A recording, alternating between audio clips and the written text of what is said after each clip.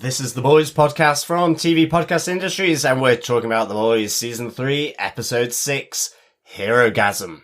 Anyway, we are just so pleased, have a big star such as yourself grace our humble soiree. You guys having a party?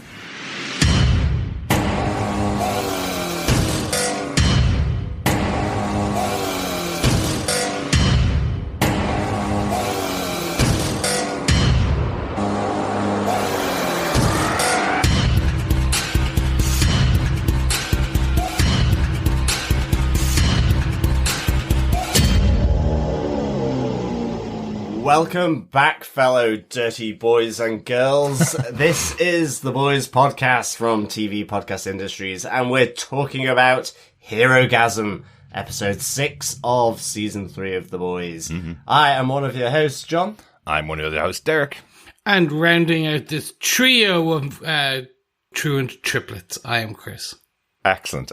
Yes, we've got a podcaster-gasm this time. All three of our hosts on for an episode of The Boys. Absolutely. If we can bottle that, I swear we can make millions. You think? I'm not sure, Chris. I'm not sure. Well, there is certainly a lot to unpack here. Whether it's handcuffs, fluffy dice, truncheons, silver rockets, pocket rockets, cameras in the toilet. Cameras, you name it. There is a lot to unpack. Yes, there is. Including maybe some fists. Icy. Yes, there is. This is the episode that most comic book fans had wondered would they ever get around to being able to do it on the TV.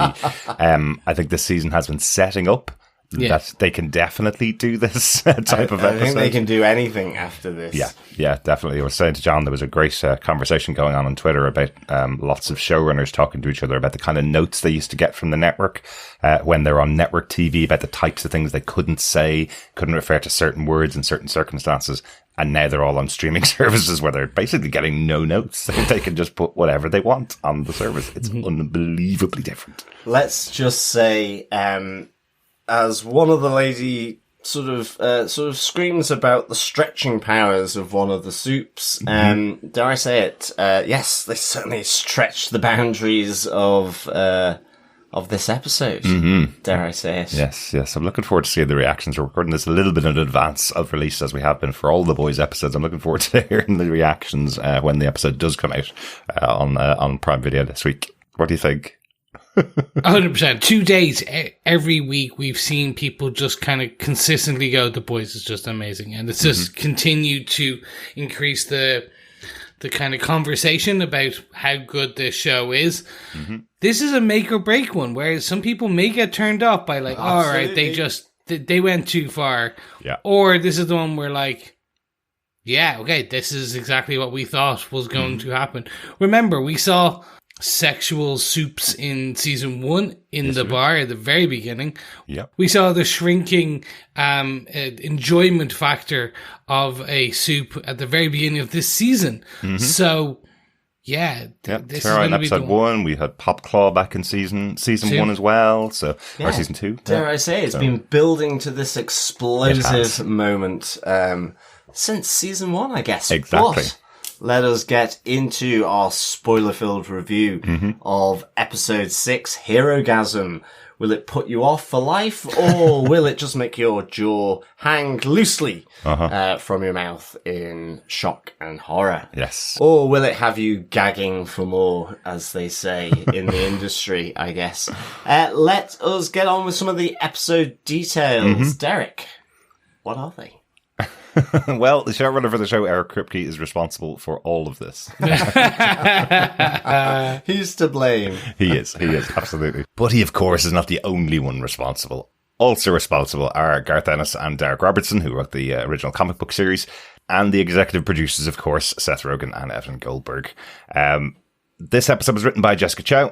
This is our first episode of The Boys, previously wrote for the series WU Assassins on Netflix.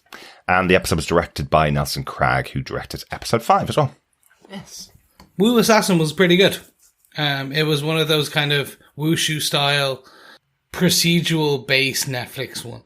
Right. And it was good. It had some kind of pretty good fighting. It's good if you want to turn your brain off for kind of 10 episodes. 10 episodes while also just seeing some really good kind of martial arts. Excellent. Well, I'm also wondering if you delve into the archives for Nelson Cragg, whether he was doing some avant-garde stuff back in the mid-70s. I wonder. He may have been. Speaking of which, John, do you want to tell us what they gave us with your synopsis for this episode of The Boys, Season 3, Episode 6, Herogasm? Sure. With Crimson Countess checked off his list, Soldier Boy moves on to his next targets, the TNT Twins, Tommy and Tessa. The only thing standing in his way is Herogasm, the annual depraved supe sex party where any hole is a goal and no supe powers is off limits. Meanwhile, having learnt of the return of Soldier Boy and his involvement in the murder of Crimson Countess, Homelander and Vought try desperately to keep the truth hidden as they move against Soldier Boy.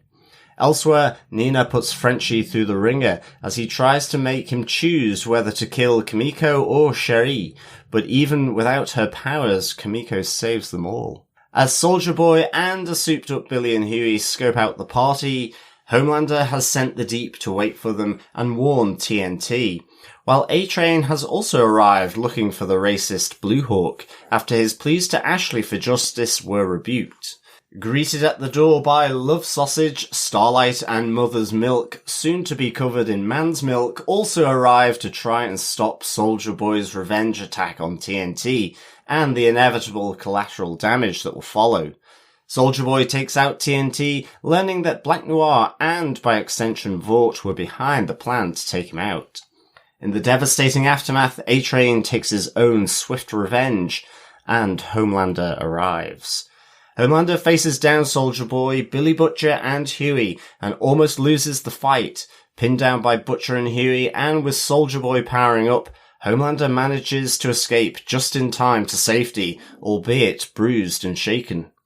As Mother's Milk and Starlight help the injured victims, Starlight speaks to her social media following, telling them the truth about Vought, Homelander, Queen Maeve, and Soldier Boy as she quits the Seven. Yes, big moments there from Annie January going back to her original name and no longer going to be Starlight and no longer a member of the Seven. Yeah, absolutely. I mean, like in all of this Herogasm, I guess, there's a lot of stuff here, a lot of interconnections, whether it's sort of Starlight and Huey, her relationship with Vought, it's Mother's Milk and Billy Butcher, and what's going on there. So, you know, this is just furthering that kind of breakup of the boys here. Yeah, really, at a principled level for most of them. See, it's not just a superhero orgy. It really isn't.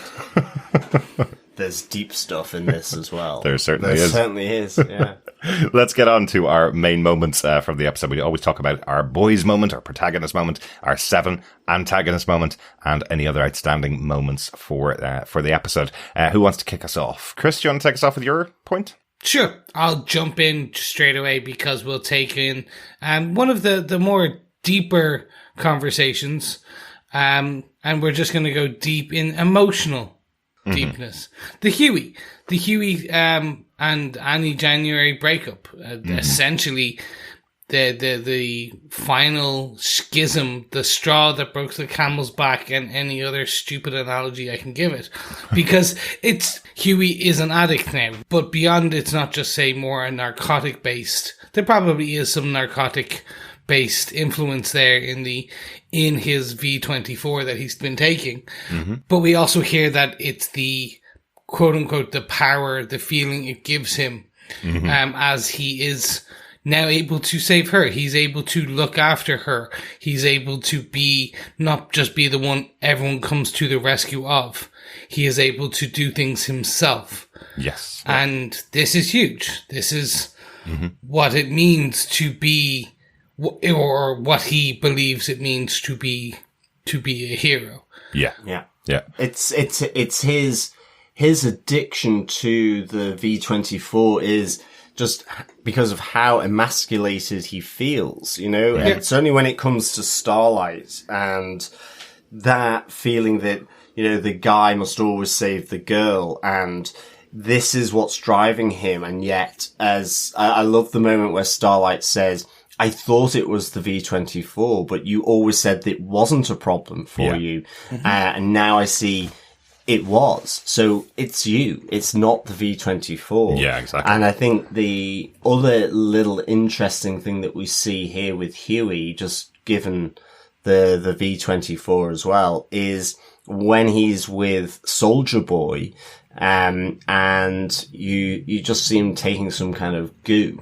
So I don't know what that goo is. It's just kind of oozing from his ears, but whether that's connected, more than likely to V24, given that they have been saying it's an experimental form of V. It's not been thoroughly tested yet. So you just wonder, is there issues here, like we saw with the cosmetic treatment from Diabolical? Yes, from the animated cartoon. Yeah, that they Vought will put out things to test in market that aren't that may end off killing someone. Yes, definitely.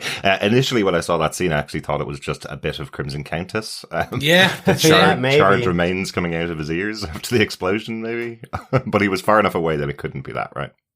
Exactly. And this is the thing. They've already started to show that there is some side effects. The first side effect being a more positive one, which is some powers are lingering, or at least enhanced strength, because he was able to pop the jar.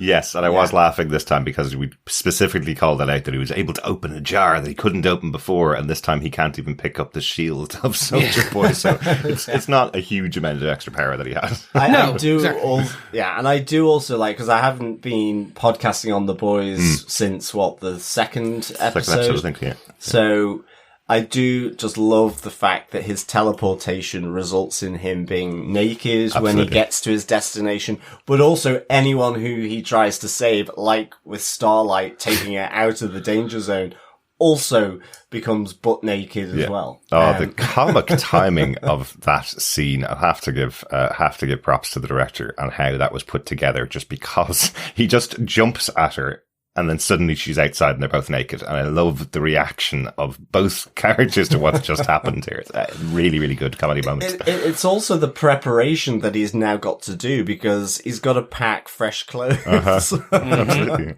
Who knows how many times he's going to jump in a day, He's got to pack his entire car full of clothes. Yeah. He's just going to have drops, the way like CIA have kind of gun drops all around the cities. He's just going to have clothes drops all around the cities. It's just like in case he needs it. That's all the comical side of it.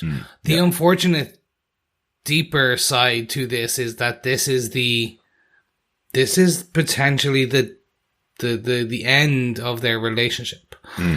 Because as she said, he was always the one that she felt she could be herself with. She didn't feel it was a problem, her being a supe or anything like that. And we now know that that's not true. Yeah. Now, we've always known that to a degree based on kind of Jack Quaid's face.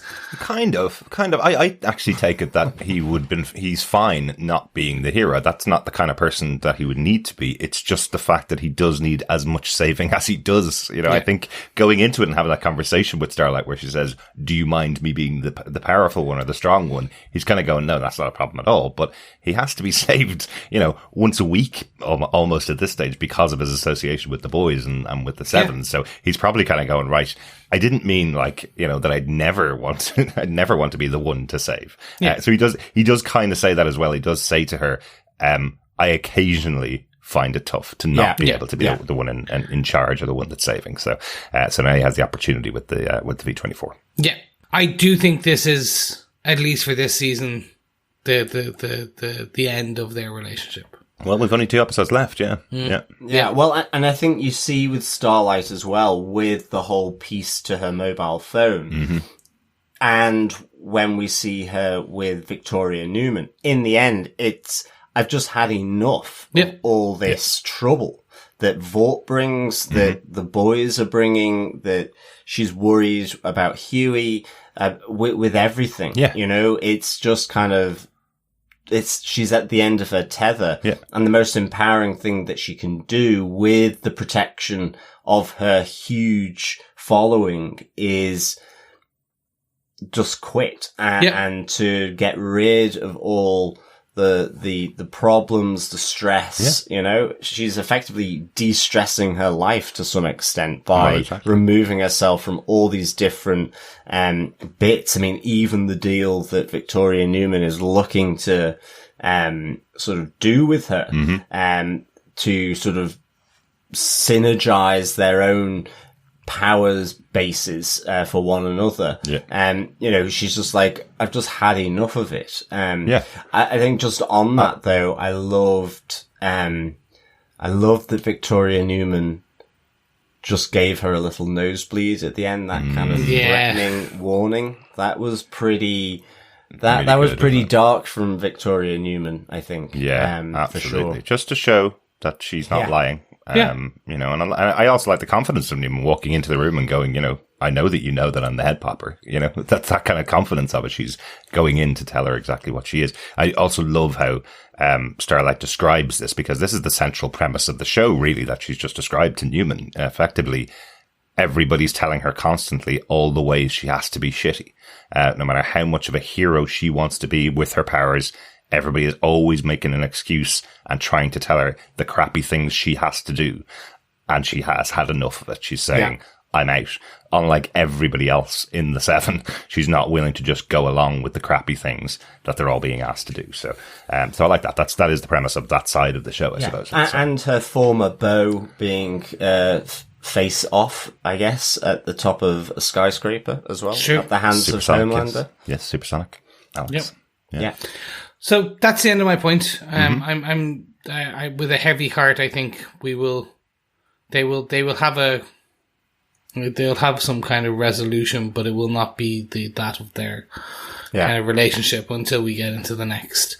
So what about yourself, John? What's your moment for this episode? Yeah, it's another deep fissure, really, as to whether anything can come back from that, and that's Mother's Milk and Billy Butcher, really. I think, you know, interestingly, we see earlier with Mother's Milk preparing to kind of scope out the TNT Twins pad, and he's with Starlight, and he recounts the story. Ultimately, we get that story of Soldier Boy's murder of his family, and how, you know, he was a fan of Soldier Boy. He saw him in the street. The next, you know, he grabs his grandfather to come and look as well, and in an instant his whole life is turned upside down as a car is sort of tossed through the front of their house by Soldier Boy killing his grandfather. And, you know, I mean, even to the point where, you know, this is just eaten at him for all that time, even where he was supposedly off anything to do with the boys and soup hunting. He still had his little shrine to that vengeance that was to get after Soldier Boy. But we see here about Starlight asking him, do I need to worry about you? Because he's loading a gun. And presumably, the way I took that, it was the gun for him, because he knew he could never come out of, you know, he would try everything he could. But he would never, you know, if it didn't work out, if he couldn't take down Soldier Boy, he probably would have to use the bullet for himself. Equally, though, I was sort of torn between that, just because of the way Starlight expressed it, and that he was going to take out Billy Butcher. But with Billy Butcher, he would have to get him whilst he wasn't on the V-24. And I think that whole scene where Mother's Milk faces Soldier Boy and how useless the smoke grenade was, where effectively Soldier Boy just smokes it in. Then that's when I suddenly came back to thinking, well, maybe it was, you know, if he's bruised, battered, and effectively done for, it would be to sort of make sure he doesn't give Soldier Boy the satisfaction of killing himself or something. As I say, I never thought that, because of the conversation with Annie where he says, F Billy, F Huey. She says to him, what's the point in bringing a gun? Soldier Boy is bulletproof. And he goes, it's Billy and Huey, basically. So, well, that's so it. she's trying to defend them, saying that they're different people. Well, she's trying to defend Huey. She's not trying to defend Billy at all. She kind of leaves him to it, and that's why I think she was saying, don't need to be worried about you. Remember, Homelander still threatened Huey before to get at Starlight. So I think MM is threatening Huey and Billy if they step out of line again. And he's in the vicinity, he's got a gun to take them out. I think it's maybe because he didn't explicitly say Billy and Huey. Yeah. But having said that, he also has a daughter, and he very much wants to live for his daughter. So, yeah, I've probably got the wrong end. But there was, as I say, it was more, which one of those is it? It could be both. It could be either of those. And I think just during different parts of the episode, one swung sort of to my favourite explanation compared to another. But I think you're probably right. It's for Billy and Huey, but they would have to be off their sort of power fix from the V24. They would. But I think it is, and you're right, it's that absolute principled view from Mother's Milk that they've always gone after the supes without having the supe powers. And, like from season 1, we just saw how very effective, very creative they were at doing that. And of course, with it being Homelander now, that's pushed Billy and Huey over the edge. They, as they say, to level the playing field. Well, yeah. Whereas Mother's Milk still very much principled. And I think that shot, the two moments of this, just how their relationship has sort of canned really is him just battering Billy Butcher with the baseball bat till it snaps. And Billy Butcher not letting him, he still has Mother's Milk's back. He tells Soldier Boy, leave him alone. Yeah. But he's, Billy's got the way he's going to do it, and Mother's Milk has got the way he wants to do it. And they're both completely incompatible at the moment. And I think, what really sort of expresses that so well and how it was captured was as Soldier Boy, Billy, and Huey leave the house after the devastation, and you have Mother's Milk helping the injured waiters, the sex workers that again, that he was concerned about, but primarily those, and both him and Starlight seeing them walk off and not doing anything about it. So, focusing on helping those that have been injured, primarily the non-supes, I think, but also the supes where they can. Well, yes. Is everybody now a non-supe, though, is the question, because remember, that's true. when Soldier Boy used his power last time in front of Kimiko, she lost her powers, and we know they're still gone now. So is everybody that was in the house a non-supe now? Well, I'm guessing so, because I think that's the bit of the point of Termite being squished by Homelander, in that he was termite-sized when it went off. That's right. And he's not able to change back now. He's also injured as well. I think he's got half a leg off or half an arm off as well, but he's help me, because he's not able to change back. Yes, so very he good. is completely miniature at this stage. Yeah, and Love Sausage is doing a lot of carrying, I noticed as well. Or burnt sausage, I could call it now. Absolutely. Just one other thing on the and Billy moment, or there's one of the things, a little extra heartbreak for him. He does stand up to Soldier Boy, tells him, you killed my family, and the response from Soldier Boy is, which one? So Soldier Boy doesn't care. He has no inkling of who this guy is. It's just another person that was collateral damage 30 years ago. Reminded me a little bit of the scene in Guardians of the Galaxy, when Drax stood up to Thanos, wasn't it? Or Ronan?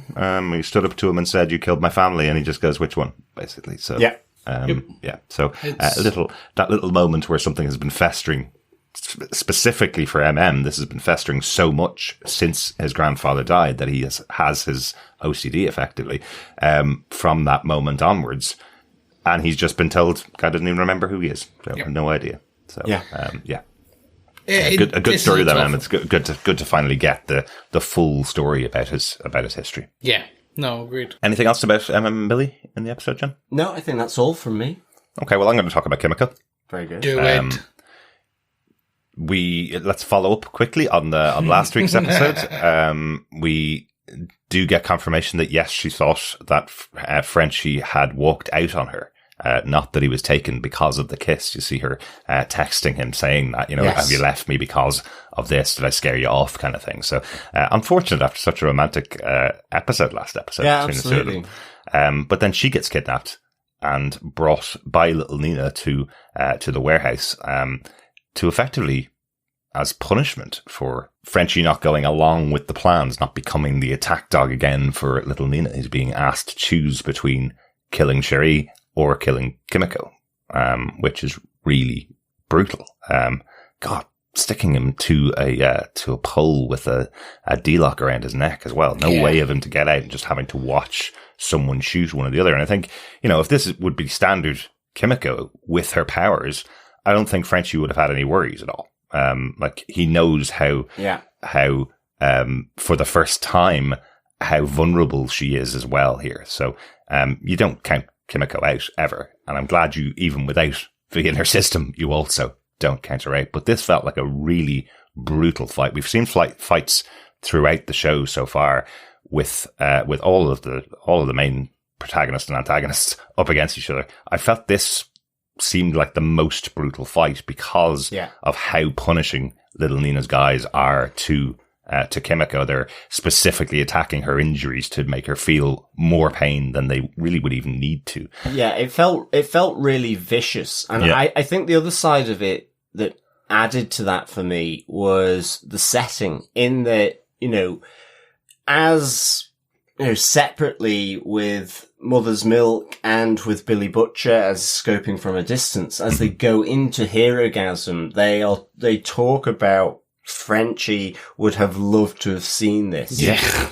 And kind of then you contrast that with what Nina is doing to him, where he's not just D-locked, he's naked and D-locked, and being given this really brutal choice, which Nina seems to be getting off on. It's that sadomasochism of Nina here. Mm-hmm. She likes to dish out pain. Yeah. And she gets off on it. So I think there was that side of it as well for me that really kind of heightened just then the horrific, vicious fight where, and maybe it was more so because of the stakes from Kimiko, and also that she doesn't have the powers. And so it made it more, I guess, feral or animalistic in a sense. And to the point then that she says to Frenchie that, it was always me that had this aggression and violence in me. The V just brought that out. And it's the same that we've heard throughout this season so far, like from Starlight. These people are just nasty people. Yeah. They also happen to have superpowers. Exactly. In whatever way that is. Yeah. And it's not the V compound making them evil. They have that inherent within them, and it's being exaggerated by then the omnipotence, I guess, of having V and being indestructible or super special, I guess. Well, exactly. Or at least being treated that way as pampered little babies, basically, who haven't had to do anything for themselves, and they have superpowers. So, yeah, absolutely. But yeah, to the brutality, like, as you say, the fight feels brutal and animalistic, and it does end with Kimiko stabbing repeatedly as his blood is covering her head to toe, effectively. Yeah. So she is totally animalistic here. There is one moment that made me think, does she have her powers back? Because a guy shoots full on 6 bullets into the body of one of the other guards that's on top of Kimiko. Then he lifts the body off and she's still alive underneath. Didn't feel that was realistic. I know there's a lot in the show that isn't realistic, but I don't think a body can stop 6 bullets from going through it. This guy was aiming pretty close by as well. So, but it did. That's what happened. I thought it was that she still had her superpowers and walked away again from being shot. I guess it depends on the caliber of the gun. Maybe. Also, whether it was real life or not. Well, exactly. Whether it's a TV show or whether it's real life. Yes, I'll go with it. For me, the worst, the actual worst one is the choice to use a D-lock. Because if it was any other type of lock, you can see Frenchie breaking his wrist, breaking his leg to get out of it, like twisting himself. Yeah. The only way to do that would to be like essentially break his own neck. Yeah. To break out, and you can't do that. Exactly. Like, you can break your own wrists and your thumbs to get out of handcuffs and like all those types of things, and you could see that. So the choice of a D-lock basically essentially forcing him to sit there and watch was the piece that I was like, oh yeah, that's proper torture. Like, absolutely. But even Nina going through his injuries as well, which is just an extra, again, another layer of torture on Frenchie, going through where he got all the injuries, everything from punishment for particular jobs that she'd gone on to his father punishing when he was a kid, making him kneel on glass and then going out and getting drunk to a whorehouse and leaving him there for the night, you know? Frenchie's had an awful life. And I'm once again really happy that himself and Kimiko are together, because they together make up a nice whole person, I suppose, after all the crap stuff they've gone through in their life. So yes, very interesting seeing Kimiko here, still able to fight and still able to draw out the monster, as she says herself, even without V. Great. Yeah, definitely. Let us move on to our 7 or antagonist moments. Christoph. I'll jump in again, yeah? Yeah. This is an easy one for me. It's Soldier Boy versus the TNT Twins. Or at the very lack thereof it. Well, yeah. He just, again, Soldier Boy is just decimating with his chest. He basically goes full on laser blast on them and like just decimates them. And this is the interesting part for me, just because he is, again, this walking time bomb, where he has... I'm wondering, is it even some form of conditioning? The Russians have kind of said, anytime you hear this type of music or this type of thing, you will explode. And it was like the whole aim was, back in the day, he was to get close to the president, stand beside the president, and they'd play some music and he'd explode. That type of thing. But he basically... Well, we know what he does to the actual Herogasm, but just seeing him track down the TNT Twins and then just basically burn them alive is huge. Yeah, and they give up the information that it's Black Noir that's behind it all, right? Yes. That's the information they give. But also he makes the further assumption, that Black Noir wouldn't do anything like that unless it had the backing, the permission of Vought. So that's the other side of this as well. Yes, it is. It's not just Payback now, it's also Vought International. Absolutely. It's the mother corporation. And we were wondering how Stan Edgar might get back into the series after being prematurely retired by Homelander, He might be prematurely retired by Soldier Boy. He might be permanently retired by Soldier Boy. Yeah, absolutely. I think as well, what I loved here with Soldier Boy and the TNT Twins, I think it was more just the setup of the TNT Twins, that they were just bickering at one another. Each other, that, the names are just kind of fairly normal in Tommy and Tessa, so they almost sound like a children's twins that should be on children's TV. But they're a rip on the Wonder Twins. Yes. Okay, back in the day, which were a DC hero or group of heroes put together by the TV show, the cartoon, to sell kids' toys and bring more kids to Superman and the Super Friends, or DC and the Super Friends. I think it was Super Friends, yeah. The Super Friends, they were that. Yeah, that makes a lot of sense. Yeah. Then. The bickering itself is hilarious. I love that he's got it going. I never liked touching your clammy hand. And that's how their powers activate. They seem to be the only supes that we've seen that have to have somebody else by their side. So their powers don't work unless they grab each other's hands. But as they were trying to combat Soldier Boy, their powers seemed to fizzle out. So whether, because he was kind of sort of gearing up, wasn't he, Soldier Boy, with his sort of explosive power beam from his chest, so that even though he hadn't fired it, whether it had stopped their powers from working because of that, maybe. Interesting. It's just because it kind of fizzled out, and he hadn't yet done the whole kind of power beam from his chest. So that just that getting bigger and bigger and sort of the power building, that maybe that as well, he doesn't necessarily need to fire it, but then I just took it that they're useless and they haven't done this for such a long time. Like they say, it's been years since they touched each other's hands because they hate each other. But and I was even wondering then, with Homelander escaping after being pinned by Butcher and Huey, was because again he's powering up and they're effectively right next to this nuclear reactor that's about to go off. So maybe their powers suddenly went, and that's why Homelander was able to sort of get free and escape. Interesting. Through the roof. So I don't know. Might be. Okay. Maybe not. I don't know.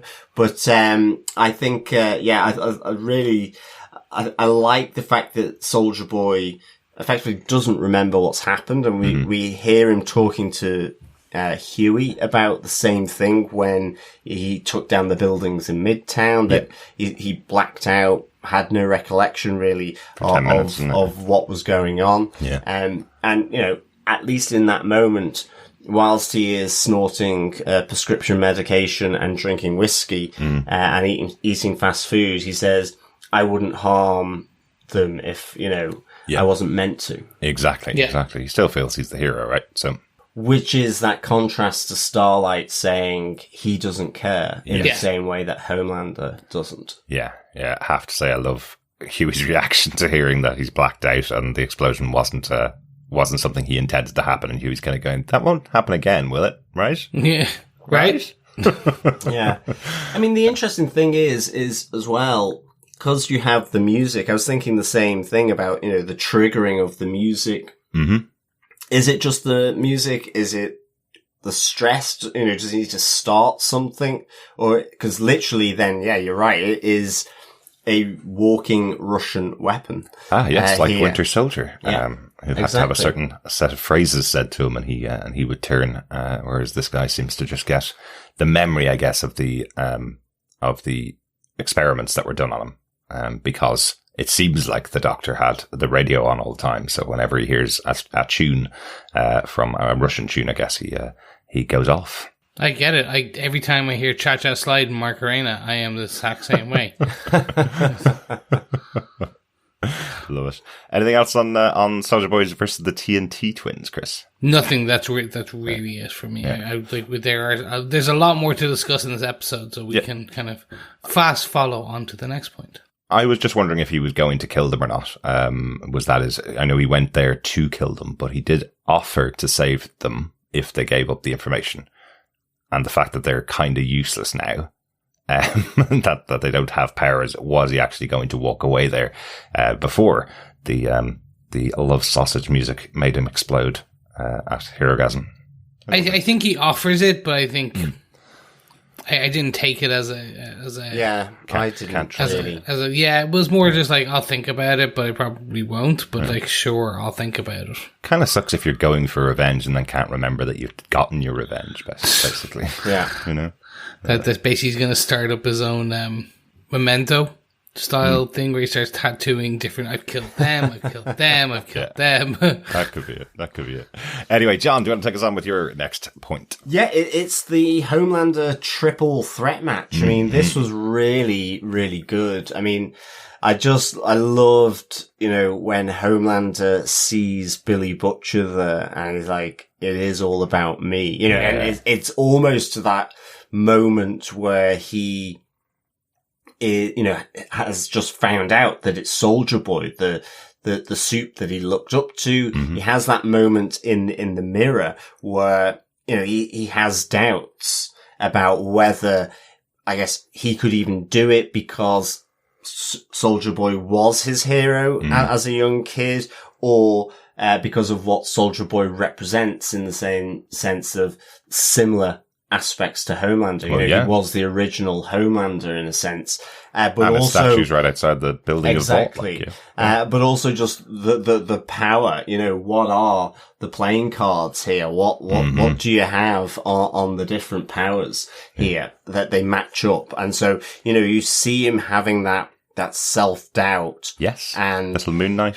The speaking to his reflection, just this idea that, part of him still craves having a mum, a dad, that affection and love. As the reflection says, that's still the part of you that wants to be human. That's your weakness. Yeah. You know why, and it needs to be cut out. And so he arrives, sees Billy Butcher, and it's almost like it affirms to him, it is about him. That's the affection. He is the central point. He is the reason for this. And even though his life is in danger, he knows it's about him. And that's what he craves, is that being center of attention to some degree. So I really kind of enjoyed that, sort of arrival and him clocking Billy Butcher. And then the fight, you see that they are pretty handily matched here. Absolutely. But it seems as though Homelander is getting a little bit on top of Soldier Boy here. There's that moment where he says, "You had me worried for a moment, but I think I've got the measure of you now," is basically what he's saying. Until then, you have, naked teleporting Huey come in, and obviously Billy Butcher coming in as well. Billy Butcher showing off that he has powers to Homelander as well. There's so many great superhero, let's call them tropes. There's been so many superhero movies over the years, but there's so many little moments in here that would work really well in other superhero movies. I love the standoff between Soldier Boy and Homelander at the beginning, where Soldier Boy is kind of going, "You're just a cheap knockoff of me," and Homelander's response is, "No, I'm the upgrade." I love that. That would sit in any science fiction movie or superhero movie, definitely. Loved the other one, which feels directly out of Superman.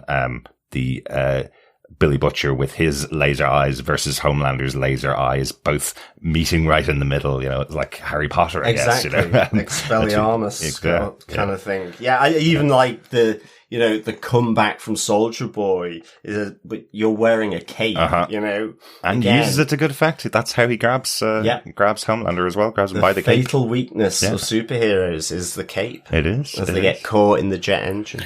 As it was from the Invincibles, we always found out. Yeah. Always caused an issue. Absolutely, and Watchmen as well. Had one caped superhero who died when he got caught in the door and got killed. So capes are bad unless you're as powerful as Homelander is, I suppose. But you're right, John. This fight, the ramping up of it was great. I love that it was 1-on-1 with Soldier Boy, and then Billy Butcher came in against Homelander. The two of them team up together, and then when you think Billy's about to get his head lasered off, in comes Huey and dances around the room and gives a few punches. I think he throws a few punches, but mostly it's him distracting Homelander until Soldier Boy can get a grab on him. It's the look of Homelander when naked Huey teleports in. You just see him look up and down, and just the look that Anthony Starr gives is priceless. And it's almost when we see Homelander naked and Ashley sort of walking in on him with all the updates to the numbers, and that scene, which was just priceless.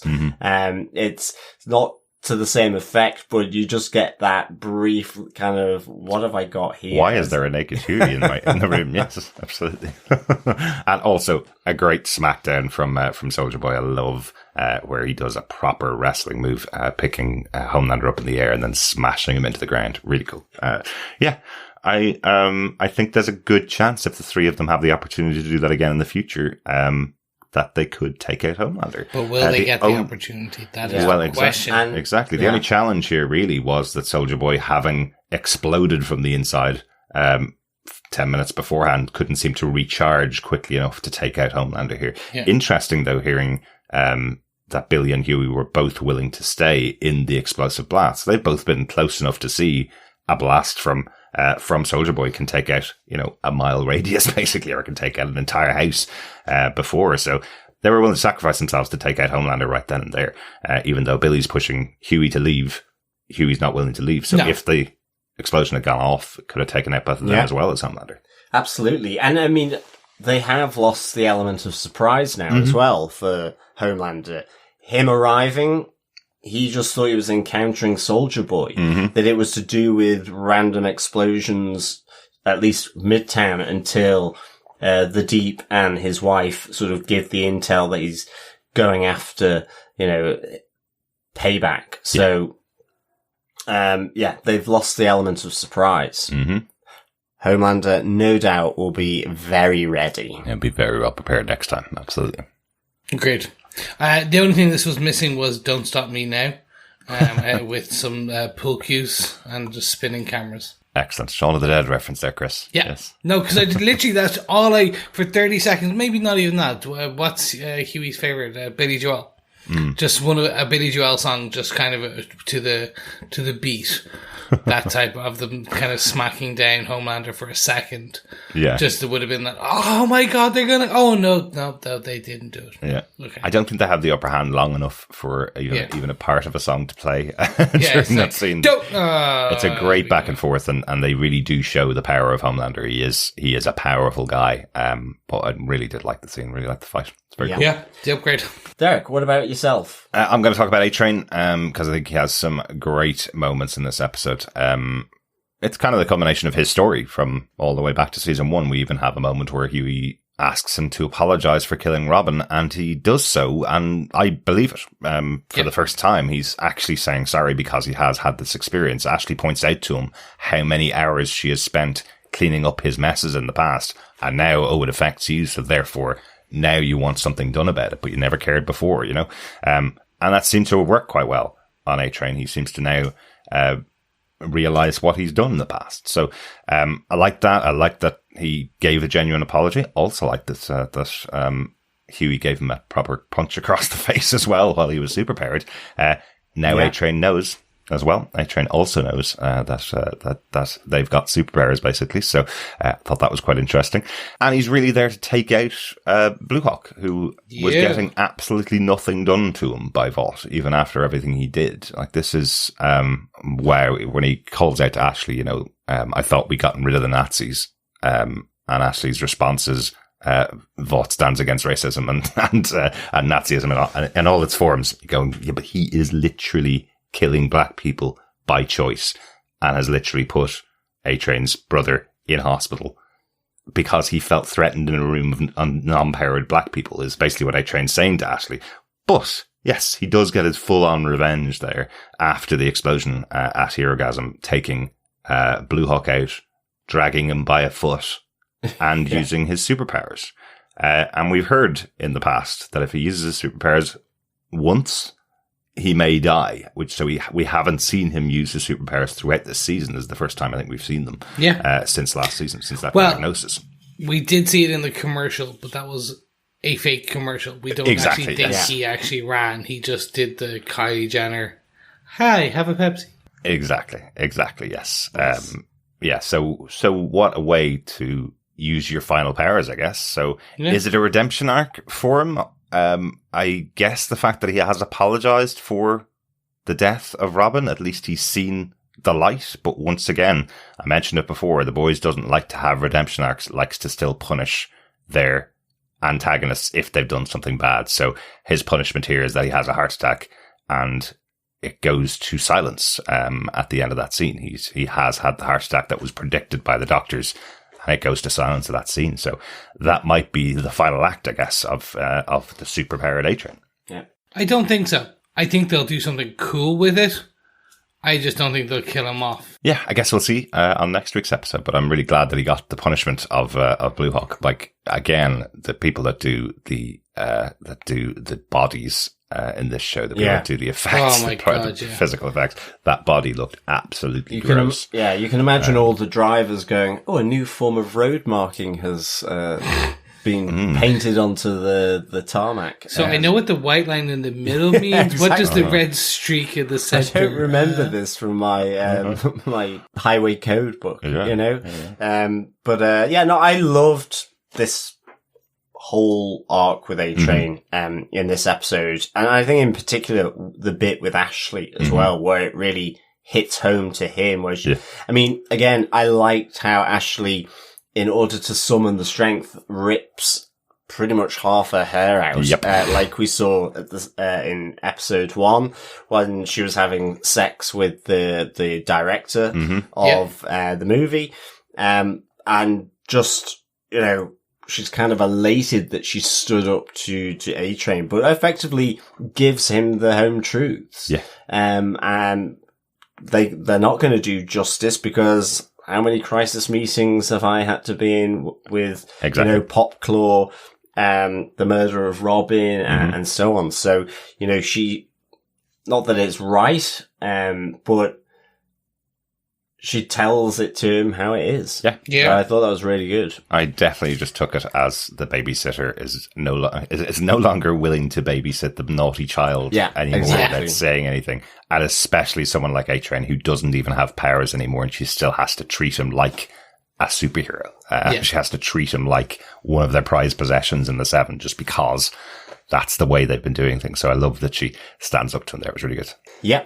I think that's everything for A-Train. Okay, let's move on to our other outstanding moments. Chris, do you fancy a nibble at this one?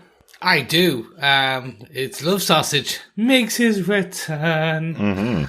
This was the one I was like, as soon as I saw it sneak and open the door, I was like, amazing. They just, for what Herogasm is, and when you introduce a character like Love Sausage, and you bring to the story, into the area, I'm like, yeah, no, this is perfect. And he's just so standoffish, get that thing away from me. Because am I right in saying that that's how he was introduced last time, was was the one that met the Love Sausage before meeting the because it person, snaked around his neck. Yeah.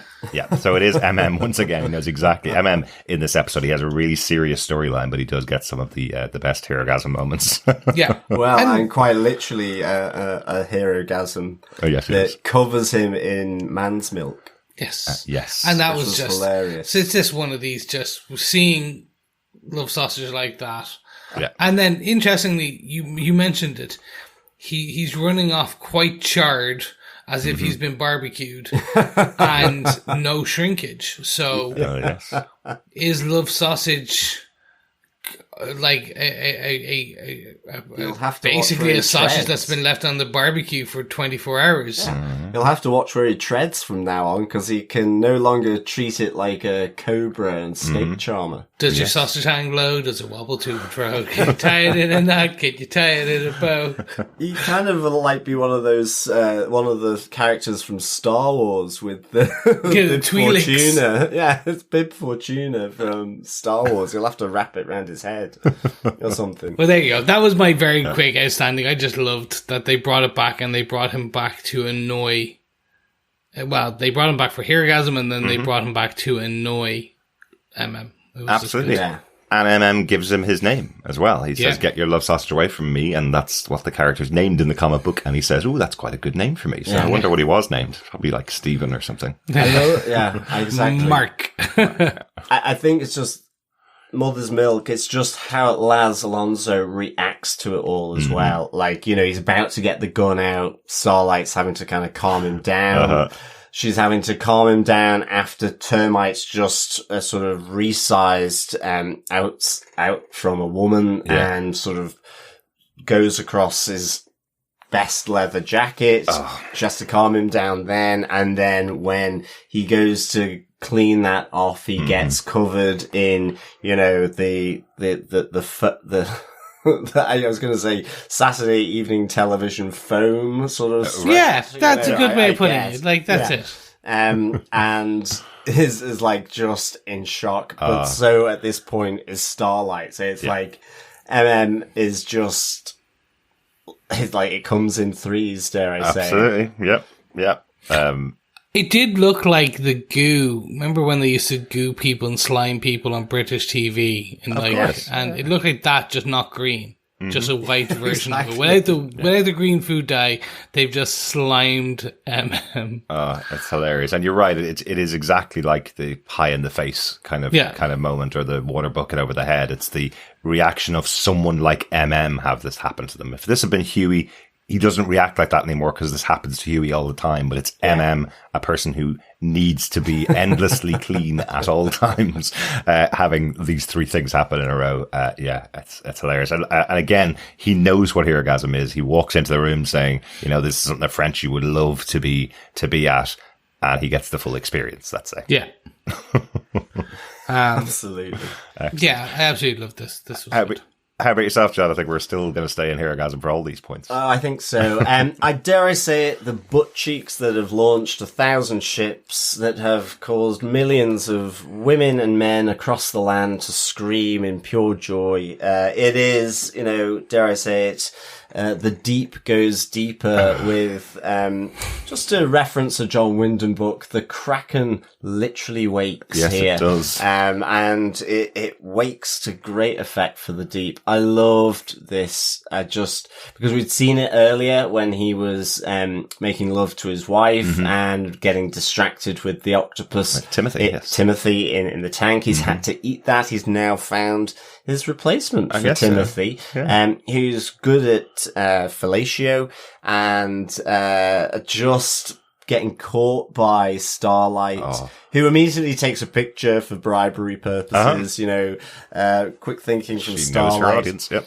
I love that he's kind of been sent as well, just on a mission by Homelander to sort of give him a call when Soldier Boy arrives to take out TNT, and instead he gets invited, sees that it's Herogasm, and it almost feels like he completely forgets his mission here. Yes. Because he's just focused on his pleasure. So I really like that. And then him surviving and running out with the octopus in a plastic bag as well. I have to say, Chase Crawford really just sells this so well. Yeah. I also did notice possibly a little bit of tension between him and his wife as well when he is sent on that mission by Homelander. It's kind of, he feels he's a bit like, say, with Huey to some extent. His ego is in the way. He feels a little bit emasculated by her. But, to see him, with, the octopus, sort of giving him some head, I guess, then, classic. Yeah, hilarious. Absolutely hilarious. Once again, I love Chase Crawford in this show. He does provide so many great moments of humor. The deep goes deeper into depravity as every episode whizzes by. So do the writers, I guess. They're the ones that have to come up with this. And I was saying it when I watched the episode, I was saying it to John that before you'd seen it, I was kind of saying it feels like all the writers in the writer's room came up with their most depraved ideas, and then the producers and directors of the show just said, okay, we'll just film them and let's see what we keep, basically, because there is so much going on. Not going to describe any more scenes as such, but there's so much going on in that house. There's every place the camera goes to, there's something going on in the background. There's either something you can see or something you can hear from some of the comments of some of the sex workers that are there as well. Well, that's it. I'm not going to be able to eat a Calypso ice pop ever again as well after seeing, I guess, Iceman and his expert use of his powers. I forgot to take down his name. His name is actually in the credits, and you can it's something like the Frost Giant or something. But it's in the credits. It is there. But yes, scary old scenes. Exactly. Is there anything left to wrap up from Herogasm, or have we covered all the main sort of points? Shall we say? I'll do one. And one is, I was interested that they very quickly just brushed over the harm and death of sex workers at Herogasm. So in the comic books, this is a bigger point. Yes. Butcher and them go deep into that. Essentially, Herogasm is an annual thing. Herogasm's on an island. It's away from everyone and everything. And basically some sex workers are torn apart, torn in half, destroyed, but they get paid for it, so it's fine. But then essentially some of them die in labor 9 months later or 2 weeks later because of a superhero baby. So all of these things start to add up, and it's essentially it grows into this huge part where it's like, we are going to get revenge for these workers. Right. And it was a very quick one-liner in this. Now, it's more that at the end of this, based on the explosion, that Starlight and kind of help everyone out, and all the people there, and the innocents, as they call them. And I get that. That was the one piece of the storyline I was like, oh, that's going to be cool, because you can see Billy going down that, but they're still human, and this is why I hate soups. Just killing people, like, inside and out for their own pleasure. Yeah. I expected that as a piece of the storyline for Herogasm, and I think it was just not. It was mentioned, but just kind of based on the rest of everything else. And I think the big difference, we've talked about it before in the comics, is that they are on the trail to take out different suits pretty often. Whereas the show seems to have pit them against the Seven, and that's kind of it. They don't really go after individual soups. We saw a little bit at the start of the season with Termite, who got his comeuppance in this episode, as we've said. But it feels like that the Herogasm arc was to set them on the trail of other soups that they hadn't gone after before. So this is to give them a reason to go after it. Whereas this show has so many reasons why they want to kill the soups they're trying to kill, effectively. So they've got enough motivation, I suppose. But there was just the line from MM saying he feels sorry for the sex workers who are battered and bruised by this event every year. Yeah, and I think it's that other, it's just that other point of departure that MM said it, but Billy Butcher doesn't reference this at all. Yeah. And like you say, MM and Starlight are looking after the injured, which is primarily, it is soups as well, but you see them really sort of helping the waiter or the sex workers. And so it's just that point of departure between MM and Billy. Yes, that's still a motivating factor, but it's kind of, he needs to touch base with it again because he is just focused on destroying Homelander. That's become his obsession. To the point with the V24. So it's him drifting from what their central reasons for doing this, which is what MM is still sort of hanging on to. That's a very valid point. Like 2 episodes ago was like, all soups must die. To Maeve, and now he's going, well, actually, I don't care if all the soups die. I just want to go Homelander first, and then I can go back on my mission, kind of thing. He's just so singular on target. Absolutely, and as I said here, he was willing to die in the killing of Homelander. That himself and Huey were going to die in that moment if that shot had gotten off effectively. So their mission would have ended with killing one superhero. One super. Agreed. Excuse me. No heroes here. Not going to talk about Herogasm for my other outstanding moment from the episode because we've talked about it loads, and I know there's loads more to talk about. But the one I do want to talk about is the opening of the episode with another great Chase Crawford moment doing his version of Imagine, which is, if you don't remember, because it was all the way back at the start of COVID, if you don't remember, this is a play on the Gal Gadot really, really poorly observed idea where she got a load of her celebrity friends together to sing Imagine and put it out on Instagram. It was hilariously terrible. Particularly the people that he chose to be in it, who are all great comedians. He has Patton Oswalt in there, Josh Gad's in there, Mila Kunis and Ashton Kutcher are in there, Elizabeth Banks is in there, and making another appearance in another TV show, Camille Nanjiani is in there, who's just recently been in Star Wars, who's also in the Marvel Universe. So he's been referenced in Miss Marvel. Exactly. Yep. Aisha Tyler's in there, Rose Byrd's in there, and Black Noir closing it off with a card of the final words of Imagine as well. Absolutely hilarious, really, really good. The reason why it's such good comedy is Gal Gadot, when she originally recorded this, thought it would be a really uplifting thing for the people of the world to see famous people singing badly. And there was a quote from it at the time from one of the newspapers that covered it that said, "This was so bad, it can bring us all together in hatred." So she accomplished her goal of getting the world united behind how terrible it was. So well done to the makers of The Boys for having a good old go at one of the most terrible moments of the early times in COVID. Yes, definitely. Absolutely. I just have one more final point. It is bringing it back to Herogasm. Okay.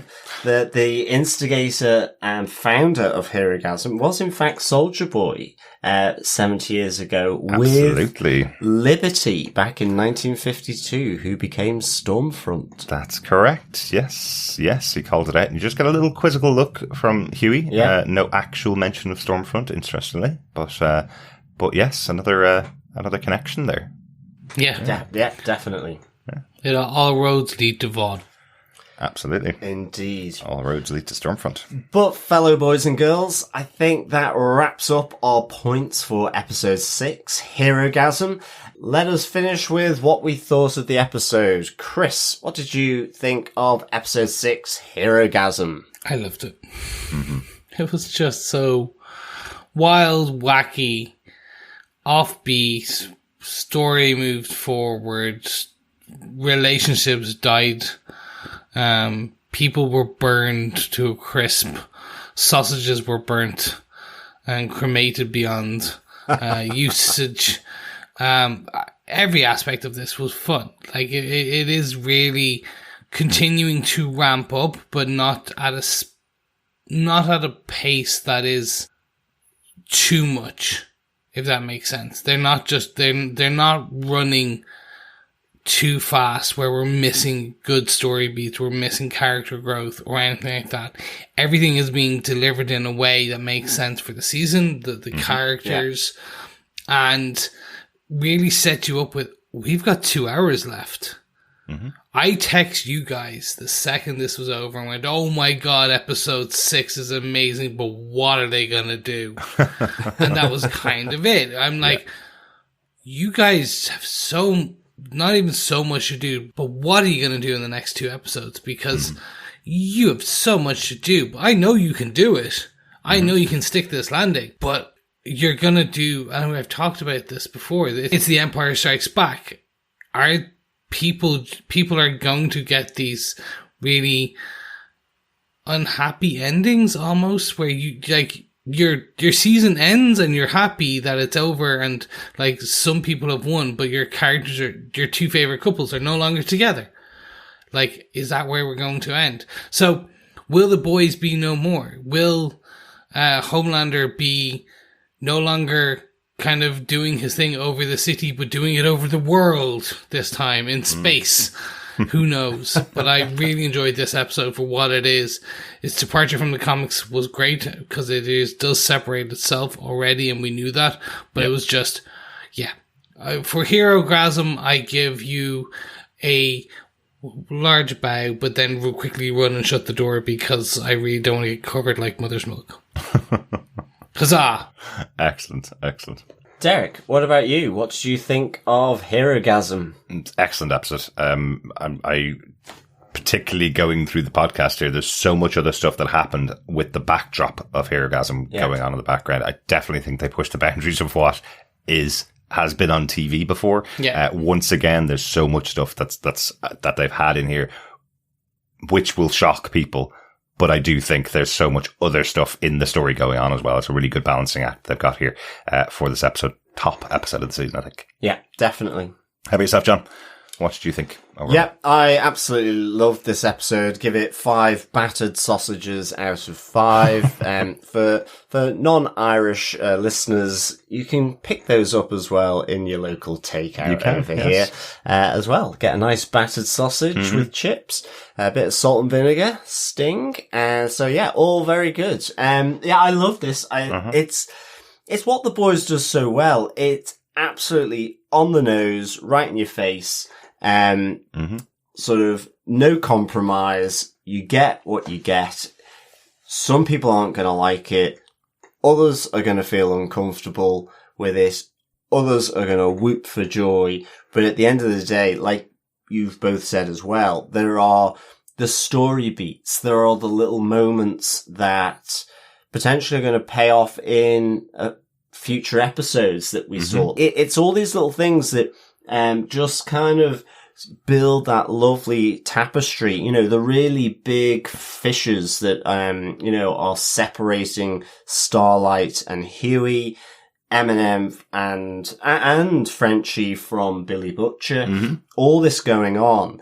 And then, all these character beats here, even with Homelander, having the sort of that moment in the mirror with his other self, effectively. Well, even his genuine terror when he hears that Soldier Boy is back. Like, he seems genuinely scared. We haven't seen him like that before. Exactly. It was just phenomenal. And then just the pure, unadulterated imagination gone bonkers from the writers and the director in terms of Herogasm and what that means. So, for me, 5 battered sausages out of 5. Right. And we can add that they're foot long at least, I guess, to that. Absolutely. I just noticed that we didn't mention one thing about the episode, which was quite a funny moment as well. Homelander talking to Black Noir, saying, "I'm so glad you're on my side." And then almost immediately afterwards, Black Noir running for the lift, taking out his tracker device and leaving and disappearing. That is true. That was really funny. There is another one as well. I don't know whether it's too soon. I'm not in that field of, sort of judgment, but where Soldier Boy is talking about America's dad, Bill Cosby. Man, did he make some strong drinks, he states at his parties. So yes, whether that's a little too on the nose, a little bit too soon, given the demise of Bill Cosby and his career and I guess the legal proceedings around all of those things that happened with America's dad. A good gag, though. I like when you see somebody from the past in the present day thinking that their time was even better. It's a good, always good fun. Well, it's even with Soldier Boy saying, "But we fought with the Taliban, and the Mujahideen." Exactly. They're our guys. Why did we go to fight in Afghanistan for so many years? Yeah, really good stuff. Let's go on over to the pub quiz. Get our boys' pub quiz question for this week. Question 6 in this episode. John, what is the pub quiz question for this week? Yes, grab your Sex on the Beach cocktail, I think, for this question of the boys' pub quiz. It is a question. It's also a joke. You'll see the joke on the lollipop stick that Kimiko is sucking away on in the hospital. But the question is, why did the photo go to jail? Yes, very good. And the answer is in the episode. We're not asking you to finish a joke. The answer in the episode is shown in the episode. So you'll get the answer if you pop back and watch episode 6 of The Boys. If you really want to rewatch it, I'm sure you do. John, do you want to get the question one more time? Yes. Why did the photo go to jail? Excellent. Send in that along with the answers to all 8 questions that'll be out from The Boys. You can email them to us at feedback@tvpodcastindustries.com. And at the end of the series, we will give some boys goodies to the winner of the pub quiz. This episode of TV Podcast Industries is once again brought to you by our supporters over on Patreon, including Jimmy Urin. Thank you so much, Jimmy, for your support. Yeah, thank you, Jimmy. Yes, thank you, Jimmy. And if you want to be like Jimmy, you can support us monthly for any amount over on patreon.com/TV Podcast Industries. Or if you'd like to support us with a one-off donation, you can pop on over to buymeacoffee.com/TVPI and buy us a coffee, where essentially that coffee goes to Darick as he toils away into the wee hours editing this show. You can also support us by subscribing to the podcast on each Vought or Boys CIA-based kind of podcast catcher and sharing with your friends who don't go to Herogasm because they are no longer with us. Because remember, sharing the podcast is sharing the love sausage. There you go. I was going to say that's just taken a darker meaning now, this episode. Yeah, definitely has. Let's get on to some feedback, guys. The feedback on episode 5 from our wonderful fellow listeners. Yes. First up, an email from Teresa Hare who says, "Love it. This season pushes the boundaries more and more each episode. There is nothing like it on TV." Indeed, there isn't, Teresa. Really isn't. I wonder what you thought of this episode. Yeah, exactly. Love to get your thoughts on episode 6. Also, by email, Coffee and Vodka says, "Greetings, fellow plot pack defenders. So many scenarios set up. questions answered, and a song and dance number. It's not even my birthday. To attempt to cover them all would take as long as the podcast. Suffice it to say, Homelander's possibly restrained action against Maeve was surprising. Loving the hero or heel turns of A-Train, and are we finally in for a showdown we've been waiting for? 5 super kinks out of 5. Peace and take care. Coffee and vodka. Yes. I think we could add that 5 out of 5 also to this episode. Yes. Yeah. Kinks. I think so. We did have the showdown in this episode as well. So Yeah. good one there. Yeah. Thanks, Coffee Vodka. Thank you, Coffee and Vodka. Yes, thank you, Coffee and Vodka. We also got an email from William Petrosino, who had this to say. Now, I'm giving you all a warning. There's some spoilers in the comic books for this. So, what we're going to suggest is you all, if you don't want any spoilers whatsoever, skip forward 30 seconds. And go. Guys, I love listening to you talk about The Boys. This is by far my favourite streaming show. I love this episode. And I have a big theory on what's going to happen. In the comic books, Black Noir is and was a clone of Homelander. I think that's what's happening. We will see this season as well. Soulja Boy will kill Homelander and Butcher will think he is safe. But we will see in season 4 that the real Homelander lives on and he will be pissed. Interesting. Interesting stuff. Yeah. Yes, thank you so much, William. We're not going to discuss too much on your feedback here. Potentially a really good, interesting theory, but just basically for those joining us back now and who've skipped those 30 seconds, don't want to know the spoiler, it's definitely a good theory and potentially there. Yeah. Let's see how they play the next 2 episodes. It's really good. Thanks so much, William, because certainly, yes, we just saw Black Noir disappear into the elevator and away he went. Where we don't quite know yet, but yeah, good theory. Yeah, interesting theory. I mean, they don't always take a lot from the comic books, so just other than the main characters, but it'd be interesting to see if they bring that into the show. Excellent stuff. Thanks, William. Absolutely. Thanks, William. We also had an email in from Cherie who says, "Hi guys, love listening to your thoughts and impressions about the Mostly Bonkers series. Just listened to your podcast on The Boys Season 3 Episode 5, so wondered if either of you noted Homelander, Anthony Starr's reaction early in the episode to the TV news report on the possible reappearance of Soulja Boy. Although I only watched through once, I got a distinct impression that Homelander showed some fear or anxiety at the mention of Soulja Boy. I've not read the comics or watched the Diabolical series, so I'm unsure if there's any or much overlap between their timelines' reputations in the Soup's world. Did any of you get that vibe? Thanks, Cherie." Interestingly, this episode, you really see that fear from Homelander. Yes, definitely. In episode 6, you really see that. So if he had a moment where it played across his face last episode, that's paying off really in this episode. So yeah, I certainly didn't see it in episode 5, but certainly, you really see it this episode. Yeah, definitely. Thanks so much, Cherie. Good to hear from you. Yeah, thanks so much, Cherie. Over on Facebook, we also got some feedback. You can head on over there to facebook.com/groups/TV Podcast Industries, where we have our spoiler-filled commenting posts on each of the episode of The Boys. Salima Kisler said, "Soulja Boy joins the boys in an unholy alliance and is looking very Infinity War Captain America. I didn't see that coming. Looks like there are a lot of parallels between Soulja Boy's and Homelander's relationships with their respective teams, and the show isn't being subtle about it. Hopefully they don't get a chance to bond before Butcher and Huey execute their plans. I'm still curious as to what exactly happened in Nicaragua. I'm guessing Edgar set the whole thing up. After Maeve was taken off the board, the other characters were relegated to side plots this episode. That ill-conceived apology plan by Blue Hawk could have gone no other way. Maybe this will finally wake A-Train up. The legend making his on-screen debut was very entertaining. Paul Reiser was great." He certainly was. Yeah, really liked his version of the legend. Yeah. Agreed. Definitely. That's the second thing he's been in recently as well, old Paul Reiser. Yes, back in Stranger Things. Yeah, So exactly. A good year for Paul Reiser. Definitely. Yes, yeah. Yes. He's making the book.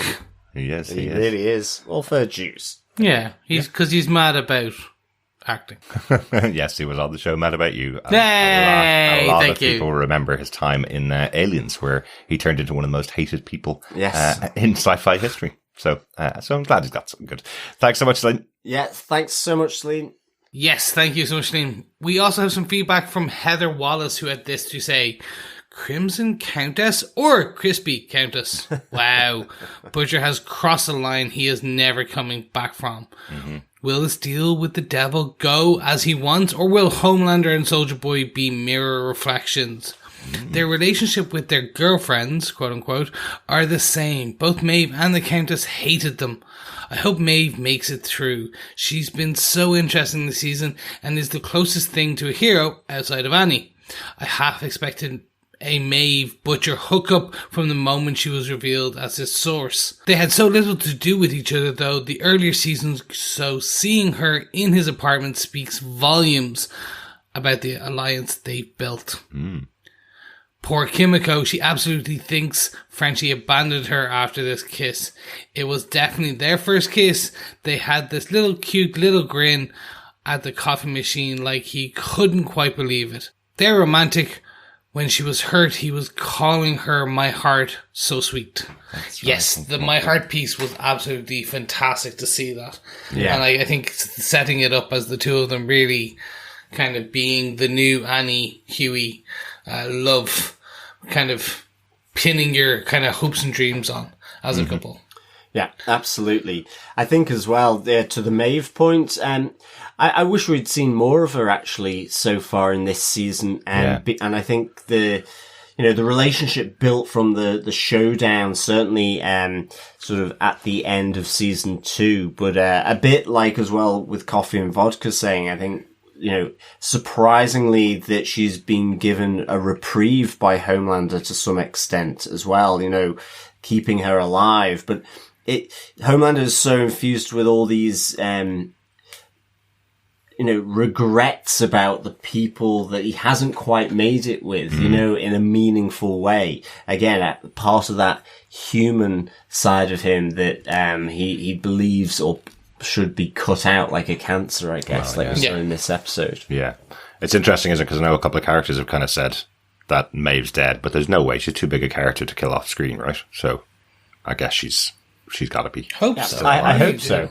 Yeah. Like, I love Dominic McGilligan as Queen Maeve. I think she's great, but there's something on the show where they just like to sideline her. They seem to take her out of the show. She gets less screen time. I feel like any of the supes, she seems to get less time on screen. I don't know why that is. And again, this season, a great storyline that she has, but she doesn't seem to be on screen as much as everybody else. Yeah. She got a couple of scenes here and there. So hopefully we'll see more as the rest of the season goes on, the last couple of episodes. I am wondering if she has other kind of commitments. And then because she's been jumping between sets, COVID restrictions, she has to. Yeah, maybe. That kind of cuts it. And COVID restrictions now are crazy because you have to do 2 weeks between sets now at a minimum consistently. Yeah. The other thing now, as well I do think this is the same from season 1 though. I think she does feel like the actor who's got the least screen time. Oh, sorry. That I agree. Yeah. The one interesting bit is I'm wondering, there are a continued storyline from the comic books that they could be setting up, which if for anyone who knows her, and like basically we see her being a source here, if anyone looks at the parallels of what happens in the comic books and why, that could be an interesting storyline where they start to explore and bring it in. And I've been very vague, so there's no spoilers there. He's so vague. I've read the comic books and I have no idea what he's talking about. Okay, grand. I must read the comic books again. Excellent. Exactly. Excellent. Thanks so much for that feedback, Heather. Thank you so much, Heather. Yeah, thank you so much, Heather. Jamie Lawton over on Facebook also says, Seth Rogen as Sir Comes-a-Lot 779 cracked me up. I think this was my favourite episode of the season. Dr. Bob Phillips says, it does tickle me that the same character who devised an explosive suppository in season 1 is sitting watching black and white musicals of the 40s with little hearts in their eyes. Very good, Frenchie and Kimiko. Yeah, and certainly Seth Rogen sort of earns his money. Yes, he does. Coming in for a little cameo there. Yeah, really good. Like that a lot.